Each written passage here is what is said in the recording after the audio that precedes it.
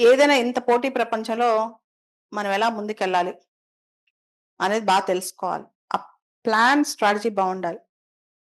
Okay. కాబట్టి ఇప్పుడు నేను చెప్పబోయే మాటల్ని కొంచెం సీరియస్‌గా తీసుకోండి. తీసుకుంటే మీకు అర్థమైపోద్ది. సివిల్స్ కానీ, ఏ కాంపిటేటివ్ ఎగ్జామ్‌లో సక్సెస్ సాధించాలన్నా పాత రోజుల్లో హార్డ్ వర్క్ అంటారు. నేనంటాను హార్డ్ వర్క్ కాదు, స్మార్ట్ వర్క్ అని. Smart work. You know what is the difference between hard work and smart work? Road మీద ఫ్రూట్స్ అమ్ముతున్న పొద్దునుంచి నైట్ దాకా ఎండలో ఉంటాం. లేదా రిక్షా తొక్కుతున్న ఎండలో ఉంటాం. అంబానీ, అదానీ, ప్రైమ్ మినిస్టర్ మోడీ గారు, సీఎం చంద్రబాబు నాయుడు గారు కూడా అంతే పనిచేస్తారు. మరి అందరికి దేవుడు 24 అవర్స్ టైం ఇచ్చాడు.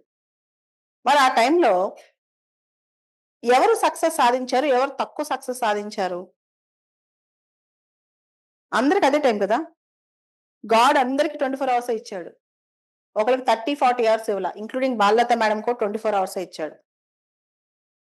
ఎవరైనా జీవితంలో ముఖ్యంగా కాంపిటీటివ్ వరల్డ్‌లో సక్సెస్ సాధించుకోవాలనుకునే వాళ్ళు ప్రయారిటైజ్ యువర్ టైమ్. మీ టైంని ప్రాపర్‌గా యుటిలైజ్ చేస్తున్నారా లేదా? ఇది చాలా ఇంపార్టెంట్.